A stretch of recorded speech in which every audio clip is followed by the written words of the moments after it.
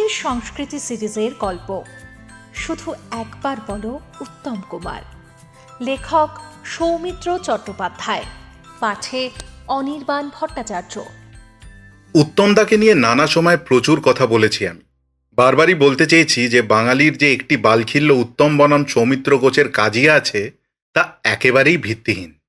সেসব কথার অকারণ পুনরাবৃত্তি পছন্দ নয়, কিন্তু উত্তম কুমার নামের কিংবদন্তিটির আড়ালে যে জরুরি কথাটি প্রায়শই ঢাকা পড়ে যায় তা হলো পরিশ্রম। অরুণ কুমার চট্টোপাধ্যায় থেকে তিনি যে পর্যায়ে নিজেকে নিয়ে গেলেন তা নতুন করে বলার অপেক্ষা রাখে না। আমারই অভিনীত একটি ছবি বসন্ত বিলাপে এখন প্রয়াত চিন্ময় রায়ের মুখে যে সংলাপটি লোকের মনে গেঁথে গিয়েছে সেটি নিঃসন্দেহে উত্তম কুমার নামে একটি ফেনোমেননের নির্ভুল প্রমাণ। চিন্ময় সংলাপটি ছিল, শুধু একবার বলো উত্তম কুমার। বোঝা যায় কোনো ব্যক্তি ঠিক কী পরিমাণে লেজেন্ডের পর্যায়ে উঠে গেলে তাকে কেন্দ্র করে এই ধরনের সংলাপ তৈরি হয় এবং তা অবিশ্বাস্য জনপ্রিয় হয়। গ্ল্যামার দুনিয়া একটা সমস্যা হলো ঝলমলে আলো, প্রচার ইত্যাদির আড়ালে ঘাম রক্তের দাগগুলো চাপা পড়ে যায়। সেটা খুব অপ্রত্যাশিত কিছু নয়, অস্বাভাবিকও নয়। অবনীন্দ্রনাথ ঠাকুর বলেছিলেন যে পাখির উড়ান দেখতে খুবই সুন্দর, কিন্তু সেই ওড়ার কৌশলগুলিকে আড়ালেই রাখা ভালো। আমরা অভিনেতারা কখনো ক্যামেরার সামনে, কখনো মঞ্চে হল ভর্তি দর্শকের সামনে এলেই সেই কাজটাই করি।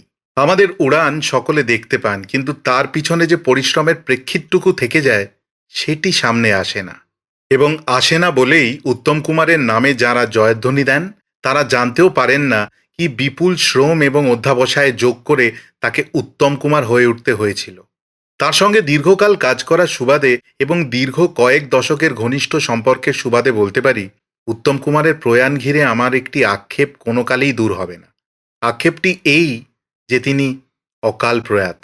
এই কথাটি বহুবার বলা হয়েছে, তাই অকাল প্রয়াত শব্দটিতে কোনো রকম নতুনত্ব আছে সে দাবি আমি করি না। আমি শুধু সবিনয় এই কথাটিই বলতে চাই যে আমি কিন্তু তার প্রয়াণকে নিছক বয়সের হিসাবে অকাল প্রয়াণ বলতে চাইছি না।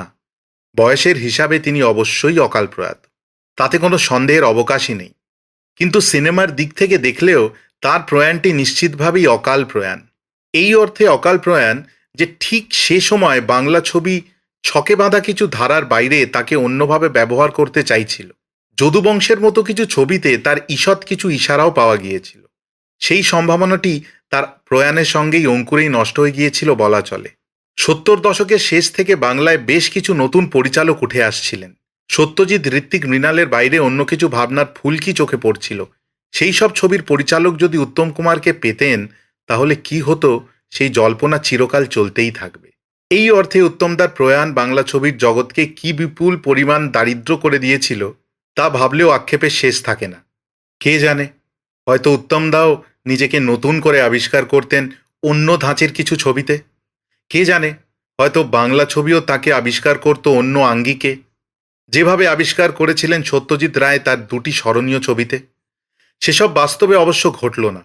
অনিন্দকান্তি রূপ, ভুবন ভোলানো হাসি এবং আশ্চর্য অভিনয় প্রতিভা নিয়ে জীবনের 6টি দশক পূর্ণ করার ঢের আগেই ঘুমিয়ে পড়লেন তিনি। উত্তম কুমার নামের সেই ফেনোমেনন আসলে অমর। তার কোনো মৃত্যু নেই। শুধু আমার মতন তার কিছু গুণমুগ্ধ এবং সুহৃদের মনে এই আক্ষেপটুকু থেকেই যাবে। বাংলা ছবি তার কাঁধে ভর করে ভাবের সাগর পাড়ি দিতে চেয়েছে বারবার, কিন্তু তার মধ্যে যে বিস্ফোরক ক্ষমতা নিহিত ছিল তাকে কি সম্পূর্ণভাবে ব্যবহার করতে চেয়েছে? যথাযোগ্য সমাদর হয়েছে তার অভিনয় উৎকর্ষের? এসব প্রশ্নের উত্তর মেলে না। নীরবে উত্তম কুমারের আরও একটি জন্মদিন পার হয়ে যায়।